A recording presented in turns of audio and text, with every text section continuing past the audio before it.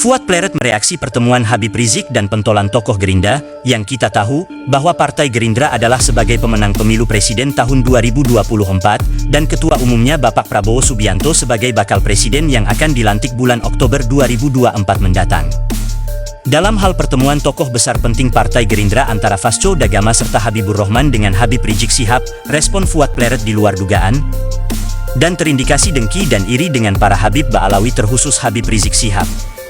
Coba kita simak, apa kedengkian dan hasutan Fuad Pleret salah satu pentolan sekte Imadiyah atas pertemuan para tokoh Gerindra dan HRS.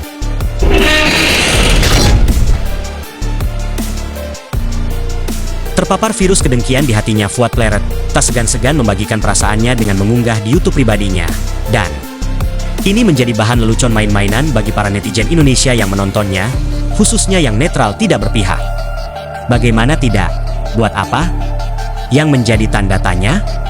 Apakah netizen Indonesia segampang itu mudah prihatin dan mengikuti kemauan Fuad Pleret? Padahal jejak Fuad Pleret sudah sangat nampak dalam hal kedengkian dengan para kiai, ustadz apalagi dengan para habib yang lurus. Bahkan beberapa belakangan tahun ini, si Fuad Pleret adalah tokoh penting dari sekte Imadiyah yang menjadi corong opini dan panutan para pengikutnya yang hobi adu domba di medsos. Sangat jelas bukan? Jejak-jejak si doi gundul botak sangat kelam atau istilahnya sangat tidak bersahabat dengan perjuangan Islam. Sowan ke Rizik Syihab. Ternyata Rizik Syihab itu kemarin aja masih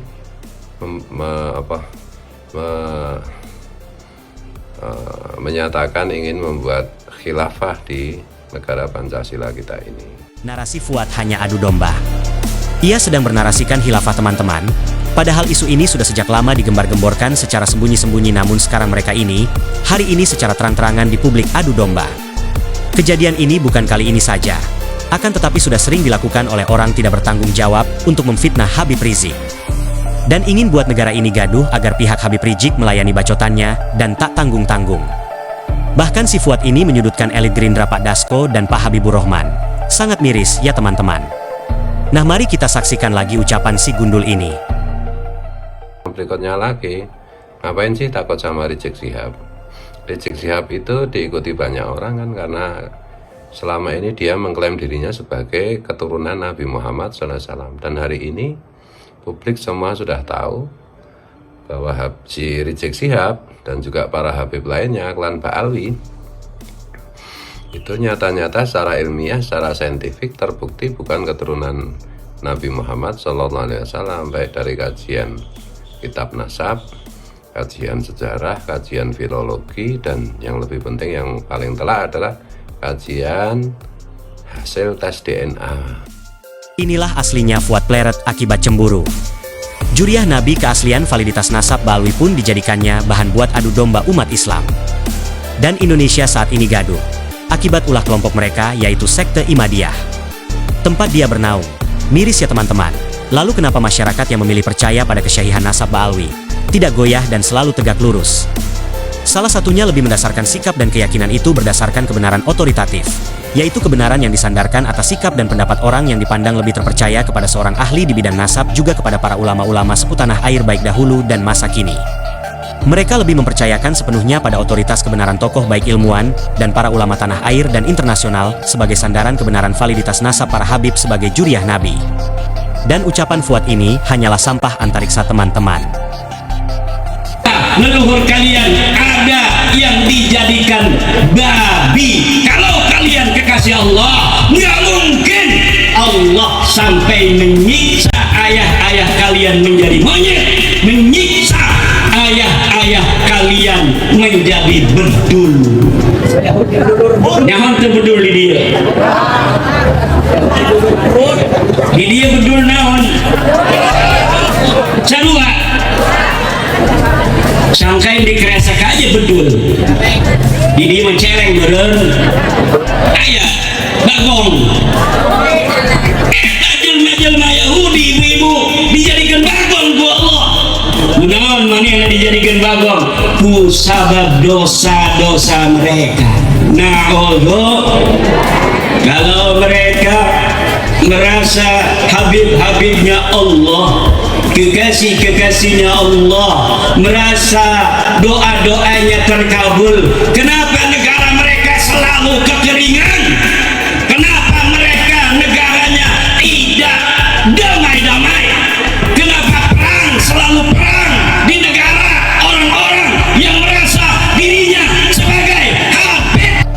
Lalu apa sebenarnya pertemuan ketiga tokoh itu?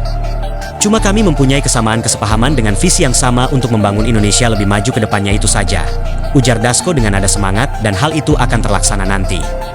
Ujarnya lagi. Dan juga ini hanya silaturahmi sesama tokoh bangsa yang cinta tanah airnya Prabowo, dan Pak Habib Rizik Syihab adalah tokohnya.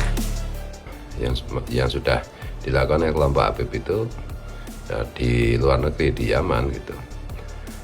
Jadi ya sebenarnya kalau menurut saya ini blunder ini. Apalagi Pak Prabowo berkali-kali mengutip tentang itu, kutipan tulisan anjing dan pribumi dilarang masuk gitu. Nah, kok ini ada pribumi sowan kepada keturunan imigran Yaman yang sejarahnya nyata-nyata mereka itu adalah bagian dari kolonialisme Belanda. Lalu apa sebenarnya pertemuan ketiga tokoh itu? Cuma kami mempunyai kesamaan kesepahaman dengan visi yang sama untuk membangun Indonesia lebih maju ke depannya itu saja, ujar Dasko dengan nada semangat, dan hal itu akan terlaksana nanti. Ujarnya lagi. Dan juga ini hanya silaturahmi sesama tokoh bangsa yang cinta tanah airnya Prabowo, dan Pak Habib Rizik Syihab adalah tokohnya. Pertemuan itu pada intinya membahas soal permasalahan kebangsaan dan umat ke depan. Ia mengatakan komunikasi di antara mereka berlangsung dua arah dan akan dilanjutkan guna kemaslahatan umat dan bangsa. Aziz menyampaikan pada kesempatan itu juga Habib Rizik menyampaikan beberapa pesan kepada Dasko dan Habibur Rahman. Habib juga berpesan sebagai ulama dan tokoh agama untuk nantinya beliau-beliau dapat mengawal pemerintahan yang akan datang dengan baik dan benar. Ucap dia, kemudian, melindungi dan mengayomi dengan baik dan adil untuk masyarakat luas.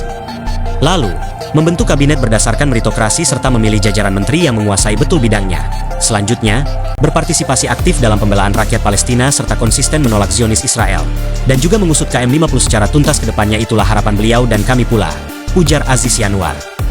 Nah, semoga informasi ini membuat Fuad Pleret makin sadar akan ketololannya. Akhir kata, jika ada salah dalam penyampaian konten ini, mohon dimaafkan dan diikhlaskan dunia akhirat. Akhirul kalam, wassalamualaikum warahmatullahi wabarakatuh.